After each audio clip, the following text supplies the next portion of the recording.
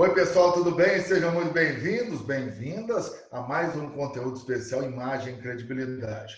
Eu e os jornalistas Alexandre Jardim e Rodolfo Lago, toda semana nós analisamos cases de comunicação, jornalismo, publicidade, relações públicas, marketing. Hoje o nosso programa vai ser um pouquinho diferente. Nós recebemos um colega de profissão, jornalista, com quem eu trabalhei na CBN, Luiz Henrique Iagelovic. Ike, tudo bem? Bem-vindo. Obrigado, gente. Obrigado pelo convite. Muito legal estar aqui com vocês. O Ike é jornalista com passagens pelas TVs Manchete e Globo, pelas rádios CBN e Band News, está em Belo Horizonte, tem muita experiência nessa área de jornalismo e hoje nós vamos puxar pelo exemplo, né? Pelos desafios. Convenhamos, todos nós hoje passamos por um tremendo desafio. Estamos em home office, não sabemos o que vai acontecer no futuro. Eu acho que é um bom mote para essa conversa com o Ike, que inclusive tem uma palestra intitulada O Poder do Desafio. O Ike passou por um problema de saúde, teve um câncer, e o que deveria ser para ele um torpedo na vida dele, eu acho que ele aproveitou a crise pela qual passou para deslanchar. Ike, me fale um pouquinho dessa sua experiência e o que o câncer impactou na sua vida. Bom, eu, na realidade, é o seguinte, começa quando eu já trabalho há 50 anos, né, 35 com jornalismo. Já fiz um monte de coisa aí. E eu percebia que sempre, em todos os lugares onde eu trabalhei, eu sempre acabava com chefia. Então, é uma questão de normal para mim. Sempre toda empresa que eu entrava com chefia. E o desafio sempre foi o seguinte, não ficar estagnado. Eu percebi isso com o tempo, muito no jornalismo também. E a outra coisa, o outro desafio era eu crescer na minha profissão sem abrir mão da minha qualidade de vida. Então, acho que o primeiro desafio sempre foi recusar as ofertas para sair de Belo Horizonte. Minha família toda do Rio, eu nasci aqui em Belo Horizonte, né? Hoje moro em Nova Lima, ao lado, no meio de uma mata, mas eu sempre procurei isso, procurei crescer na minha profissão, sem precisar abrir mão da minha qualidade de vida e sem precisar sair de Belo Horizonte. Isso foi uma condição que eu coloquei para mim. E minha vida sempre foi dessa forma, né? A questão do câncer foi muito interessante porque é o seguinte, eu até os 47 anos eu era um cara que assim fumante, né? Fumei durante 30 anos, sedentário e pesava 120 quilos. Né? Então, assim, e aquela vida estressante de chefias de jornalismo. Né? E um dia eu virei e falei assim, não, vou mudar de vida porque eu quero pelo menos chegar nos 50 anos, né? Com alguma qualidade de vida também. E aí eu comecei a mudar de vida, parei de fumar imediatamente, sem maiores consequências. A única consequência foi que eu engordei mais ainda. Depois da falta do estresse do cigarro, eu já estava praticando exercício, então eu estava trocando a nicotina, né, pelo prazer dela. Pela endorfina. Pela endorfina, exatamente. E aí, isso aos 47 para 48 anos, e eu consegui assim, ir perdendo paulatinamente. Eu fazia spinning na época, nunca tinha nem corrido na minha vida. E eu peguei um personal com nutrição e tudo mais, eu fui perdendo aos poucos. 1 ano e meio depois, mais ou menos, de que eu tinha começado, eu não tive pressa também de fazer isso, porque o meu objetivo era simplesmente a questão de saúde. E 1 ano e meio depois eu descobri um câncer. E o câncer ele foi descoberto de uma maneira também assim, de uma forma preventiva. Eu sempre fui um cara muito preventivo. Meu pai e minha mãe morreram de câncer, né? Cada um com um câncer diferente. Então eu cheguei um dia, eu estava fazendo uma entrevista até na CBN com um oncologista. Ele era presidente da Sociedade Brasileira de Oncologia e era aqui de Belo Horizonte. E aí ele falou sobre uma questão da possibilidade de ser genética e tal, não sei o que. Aí eu parei e pensei, falei assim, o que eu estou fazendo então? Fazendo meus check-ups com um clínico geral, se eu posso fazer com um oncologista, né? Que vai me pedir tudo, só vai ter uma outra visão. A galera toda falou, você é maluco, bicho, você está curando câncer e tal. Eu falei, bom, eu sei que 2 anos depois, esse cara, depois de um check-up, ele virou para mim e falou o seguinte, eu troquei, né? Eu sempre falava com a galera, eu falei assim, gente, a única diferença que tem é o olhar do médico e a sala de espera. A sala de espera realmente é uma sala mais pesada, né? A galera, né, com diversas etapas de câncer e tudo mais. 2 anos depois, esse cara fez um exame em mim e falou assim, que você não tem nada, tá tudo tranquilo, mas não sei, eu estou cismado, eu não vou esperar 1 ano não, daqui a 4 meses a gente vai repetir alguns exames. E depois de 4 meses, ele descobriu que minha próstata, mais da metade, tomada pelo câncer. Foi um câncer muito rápido, porque foi o câncer de próstata, quanto mais novo, ele mais rápido é, né? E aí ele falou assim, olha, se a gente não tivesse feito esses exames, você não chegaria realmente aos 50. Aí a minha pergunta para ele foi muito simples. Eu virei para ele e falei assim, ó, eu tenho 2 perguntas para você. Primeiro, tem como tratar? Ele tem. Eu falei assim, posso continuar com minhas atividades físicas? Ele, deve. Então, eu falei, cuida da sua parte que eu cuido da minha. E fui cuidar da minha cabeça e, mais do que nunca, foi legal porque, por exemplo, quantas vezes eu ia fazer uma radioterapia e eu já chegava lá de short, camiseta, porque depois da radioterapia eu ia treinar também. Era muito legal.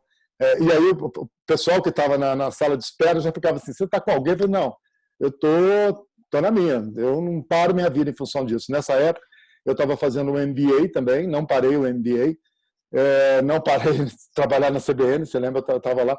Eu só agora, deixei... interessante, deixa eu só aproveitar esse gancho aí, porque o Alexandre Jardim ir para uma sessão de radioterapia de camiseta, short e tênis para malhar depois. Mas isso era legal. Porque dava todo estímulo para a galera que estava lá também. Claro, claro. Não, eu ouço, já que eu fui chamado, eu estou aqui admirado, Ike, porque realmente sua história ela é surpreendente, mas ao mesmo tempo ela é motivadora. Eu acho que é essa a grande razão de tudo isso que a gente tem conversado, porque eu trabalho ultimamente muito com crise, e a crise, a gente vê claramente, ela começa realmente a ter uma transformação na mudança da pessoa que está sendo afetada pela crise. E é o que você fez. Você não deixou a crise te derrubar, você utilizou a crise para dar uma reviravolta. Então é sensacional. Volto para vocês, eu quero continuar ouvindo, tá lindo. Mas esse gancho da crise é interessante, sim, porque tudo tem a ver com o que vivemos nesse momento. Sim, e toda essa experiência eu sempre levei para a minha vida profissional. Seja esses desafios, por exemplo, só para poder fazer um antes aqui. Por exemplo, na implantação da CBN aqui, eu era chefe na TV Globo, e quando o projeto da CBN chegou, eu fiquei alucinado, né? Foi a primeira All News, não tinha nada disso, eu não queria saber o que era aquilo. Aí eu fui pedir demissão na TV Globo, aí eles não me deram, acharam que eu estava ficando maluco, porque para pegar um projeto maluco daqueles, que ninguém sabia para onde ia dar, não sei o que, aquela coisa toda. E assim mesmo, aí eu fui pedir lá na CBN, tinha uma amiga nossa que coordenava a CBN aqui, né, a Helenise Brant. Ela falou assim, maluco, Ica, eu não tenho dinheiro para te pagar aqui não, bicho. Tal. Eu falei, cara, eu não quero dinheiro, dando para pagar meu aluguel, eu quero aprender, eu quero entrar nesse projeto. Esse projeto é um projeto completamente novo no jornalismo, eu gosto disso. E a única verba que ela tinha era 5 vezes menos do que eu ganhava. Então, assim, eu tive que forçar a barra. Eles me deram lá uma licença, porque acharam que eu estava maluco, e nessa licença eu inventei que eu tinha sido demitido lá na CBN, aí ela acabou me contratando, e depois é que eu consegui pedir demissão na TV Globo. Quer dizer, essas coisas sempre me motivaram, entendeu? O aprendizado é muito legal. Então, isso tudo eu sempre levei para a minha vida de executivo, né, nas empresas. Então, toda essa batalha, né, vamos dizer assim, contra o câncer, né, a batalha contra uma vida, vamos dizer, com a qualidade de vida menor, para toda essa mudança disso e daquilo, porque eu costumo brincar com o seguinte, eu acho que eu fui o único cara que pedi 2 vezes demissão da TV Globo e continuo com porta aberta lá, porque eu levo muito da minha experiência. Eu levo muito da minha experiência exatamente para isso, e isso cria um diferencial, né? E me motiva, né? Então, assim, igual eu sempre falo, o pessoal fala, você curou do câncer? Assim, olha, eu não considero assim, eu acho que quem tem câncer, você o tempo todo, tanto é que a gente é tratado como sobrevivente, né? Eu falei assim, eu sou um sobrevivente a cada dia, né? Eu sempre brinquei que, como eu perdi meus pais muito novos, né? Meu pai com 59, minha mãe com 62, eu sempre falei assim, olha, a hora que eu chegar nos 60, a partir daí é hora extra, então deixa eu brincar. Então, eu sempre tenho que ter um objetivo. Então, o meu objetivo, na época do tratamento do câncer, era um dia estar bem de saúde, começar a correr, porque eu nem gostava de correr, mas aí meu treinador colocou a corrida quando eu fiquei mais leve, e aí eu comecei, né, de 5, 10, 20, e aí de repente eu virei para ele e falei, quero fazer uma maratona agora, e aí também não era assim uma maratona, né? Eu tinha que fazer a maratona da minha vida, era a primeira maratona que eu iria fazer. Então tudo isso me estimulou. Só para vocês terem uma ideia, por exemplo, para um homem é muito complicado, eu resolvi não fazer a cirurgia, né? E usei o jornalismo também para isso. Eu tinha que decidir rápido, porque o câncer estava vindo de uma maneira rápida, e eu tinha que decidir entre fazer o tratamento ou fazer a cirurgia. Então, eu fiz uma entrevista com um médico que defendia o tratamento e consegui o Papa também aqui de urologia, que defendia a cirurgia. Até hoje eu tenho as minhas anotações. Então, aí entrou o wiki jornalista mesmo. Tá? Fiz, como se fosse fazer uma matéria, peguei todos os dados, comparei todos os dados e resolvi fazer o tratamento. O tratamento teve uma consequência para mim, porque eu fiz um tratamento de radioterapia e hormonioterapia. Esse tratamento de hormonioterapia, ele tira a sua libido completamente. E aí você não sabe nem como é que você, por exemplo, vai, no final do tratamento, vai estar. Né? Porque ele pode dar incontinência urinária, ele pode dar impotência e tal, aquela coisa toda. Então, aí também tem todo um trabalho de cabeça que o esporte me ajudou muito. E que também não parar... eu parei, quando falar que eu não parei nada durante o tratamento inteiro, eu parei uma semana. A Marisa Tavares era a nossa chefe na época, inclusive ela ficava atrás de mim. Que você não está precisando de licença? Não estou precisando de licença, não. Fica quieta, Marisa. E aí, assim... uma semana, porque no final do tratamento, aí sim, a radioterapia estava queimando muito e eu tive que ficar mais parado. Mas foi exatamente uma semana nesse tempo todo de tratamento. E tudo isso eu levei para o dia a dia, né? Hoje, por exemplo... Assim, deixa eu inserir o Rodolfo na conversa. Eu falo para caramba, já deu para perceber, né, gente? Mas jornalista! Mas, Rodolfo, Ike Agelovic, como sobreviver em tempos de crise de pandemia? Não, é fantástico. Eu acho que assim, o relato que ele estava fazendo era incrível e eu estava aqui só escutando aqui com muito prazer. Eu fiquei pensando, Ike, no seguinte, eu acho que é uma lição interessante, ótima, fantástica para esses tempos aí de desafio que a gente está vivendo, que é o seguinte, a gente tem aquela música do Zeca Pagodinho que ele diz assim, deixa a vida me levar. E assim, eu acho que o teu exemplo é o seguinte, não deixa a vida me levar nada, quem leva a vida sou eu. Eu acho assim, todos os seus exemplos, todo esse seu relato, e de vários desafios pelos quais você passou, desafios muito fortes, né? Uma doença como o câncer, mas assim, você não deixou que isso te levasse, quer dizer, você levou, você escolheu a cidade onde você vive, o lugar onde você vive, quer dizer, você já vinha fazendo as mudanças na sua vida mesmo antes de ter a doença, quer dizer, o que eu acho interessante como lição para um momento de desafio desse que a gente está vivendo, é que as escolhas elas podem ser nossas, né? A gente não precisa necessariamente ser levado pela vida. A gente escolhe o jeito que a gente vai levar a vida, né? Eu acho que essa me parece a grande lição que você dá para a gente. Eu sempre tive na minha cabeça o seguinte, a única obrigação que eu tenho na vida é de ser feliz. Então, eu tenho que buscar coisas, por exemplo, eu amo ser jornalista. É a profissão que realmente não poderia ter escolhido outra, apesar de ter tentado ser médico e engenheiro, porque eu trabalhei 10 anos com engenharia antes de ser jornalista, né? E que, inclusive, me ajudou no início da profissão de jornalista, que a gente não ganha nada mesmo, né? Então, eu fazia uns bicos de projeto e tal. Mas, ali, tá até ali atrás, minha velha e longa manchetinha ali. Mas é isso, eu acho que as suas escolhas, elas são determinantes. E as minhas escolhas, eu rio muito porque assim, elas são baseadas no desafio. A questão de ultrapassar o seu limite, né? Eu nunca sei qual que é o meu limite. Eu sei as limitações, mas não o limite. Porque, por exemplo, hoje eu sei claramente o que é ter 20, ter 30, ter 40, ter 50 anos. Mas estou aprendendo a ter 60.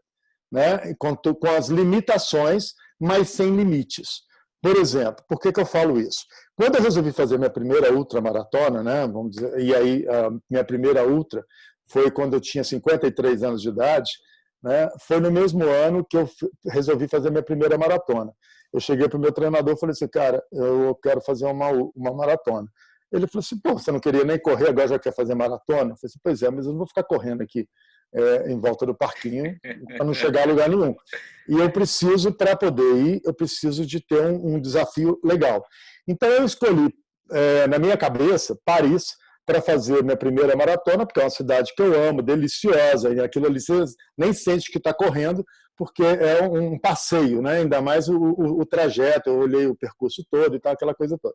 Então eu lá treinando para Paris e tal, não sei o que, um dia eu recebo um e-mail, eu falei, não, já vi que não vai ser Paris. Aí cheguei para o meu treinador, aí fiz inscrição para essa corrida desse e-mail, e cheguei para o meu treinador e falei assim, uma pequena mudança de planos. Ele falou assim, o quê? Eu falei assim, não vai ser mais Paris. Ele falou assim, por quê? Eu falei assim, olha, eu já fiz inscrição numa que me desafiou muito mais. Ele falou assim, aonde? Eu falei assim, minha primeira maratona vai ser no deserto do Atacama. Entendeu? É o deserto mais seco do mundo. Fácil. Quantos quilômetros? 42, né? Esse foi 42. Depois, no mesmo ano, eu fiz minha primeira ultra também, com 55. Depois, aí eu fiz, no ano seguinte, eu fiz uma ultra. Aí já, assim, no deserto. Essa do deserto, ela ficou particularmente. Primeiro, que foi a primeira, né? Segundo, que era o deserto mais seco do mundo. E terceiro, que só caiu a ficha quando eu já estava correndo sem parar mais de 20 quilômetros naquele deserto. E ali, sim, eu caiu na minha cabeça que eu falei, cara, você, há 3 anos atrás, você estava tratando de um câncer, entendeu? Hoje você está aqui, no meio desse deserto, pegando esse desafio. Então, ali eu realmente emocionei. Ali foi a mais emocionante para mim. E a partir dali, todo desafio, eu queria mais, né? Oi. Gente, já tem 17 minutos de conversa. Se deixar, a gente fica o dia inteiro aqui. Ô, Jardim, vamos para as últimas participações do Jardim e do Rodolfo. Jardim. O que eu queria falar, a gente tem um conteúdo que é muito focado justamente no profissional da nossa área, que é não só o estudante de jornalismo, de comunicação, mas também o profissional, o especialista da área. Eu acho que hoje, Estevão Damasio, o IC deu o que a gente pode considerar o melhor exemplo para essa profissão desafiadora, porque nós escolhemos uma profissão que ela é desafiadora do início, como lembrou o IC.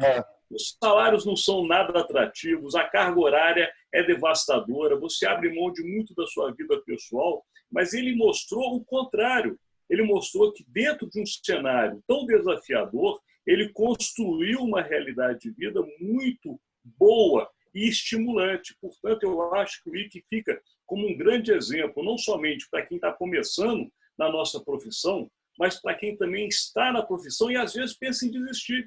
Estou cansado, não estou aguentando mais a redação ou a agência de publicidade, enfim, a empresa que trabalha, e o IC mostrou o contrário, que a gente pode se renovar dentro da mesma área. Parabéns pela entrevista e parabéns por essa contribuição. Nada mais a falar, somente agradecer.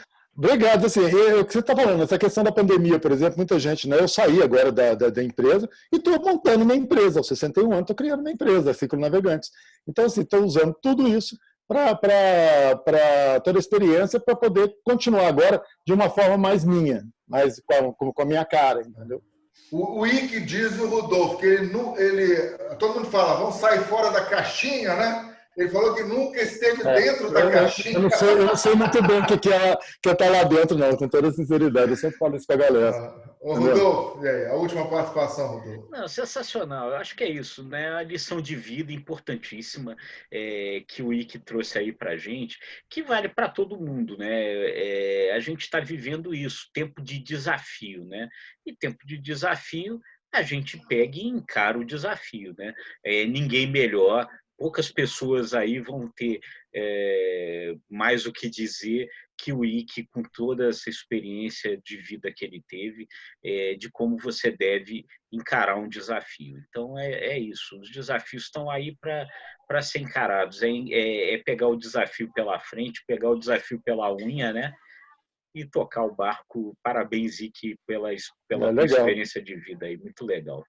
Obrigado pelo convite de vocês. Só lembrando, vocês estão falando de estudante aí, que eles têm que colocar na cabeça que a gente é jornalista 25 horas por dia, não é 24, seja o que você estiver fazendo. Eu me lembro de 2 maratonas diferenciadas, uma no Ushuaia e uma outra maratona no Aconcagua que eu fiz, onde o jornalista está onde o fato está, e foram greves na Argentina que eu peguei, e no meio da maratona eu estava fazendo matérias para a CBN, inclusive, sobre todas as consequências. Então é isso, é vir com garra e assim, ser feliz. Eu acho que é a nossa obrigação realmente é ser feliz com essa profissão tão complicada como a nossa, né? E não ter medo de mudança. E para encerrar, Aconcagua, Ushuaia, Deserto do Atacama, qual o próximo desafio? Qual a próxima outra maratona? O desafio realmente, assim, ele só atrasou um pouquinho. Eu já fiz 3 vezes, eu já fiz 2 vezes e vou fazer uma terceira vez agora, o Cruce, que é cruzando os Andes, da Argentina até o Chile, ou do Chile para a Argentina. A gente corre lá 3 dias para cruzar aquilo. Mas eu estou treinando agora, mesmo com os 2 joelhos, que já tendo passado por cirurgia, estou treinando para fazer a maratona mais alta do mundo no Everest. Você vai fazer a maratona do Everest quando? Em 2022. Eu pretendo fazer ainda Cordilheira Branca, no Peru, que é acima de 4.000 metros, para poder já ir também treinando. E o Everest eu pretendo fazer em 2022. Eu ainda não sei, vai ser uma ultra. Eu só não sei se eu vou fazer a de 60 ou a de 160. Vai depender muito, porque minha cartilagem do joelho direito já acabou. Então, vamos ver o que vai dar até lá. Ike, obrigado pela participação, sucesso, parabéns pelo trabalho, pela lição de vida, de profissionalismo. Companheiros, até semana que vem. E acessem o nosso site, os nossos links, nosso material, imagemcredibilidade.com. Tchau, pessoal. Valeu, gente. Obrigado. Obrigado, gente.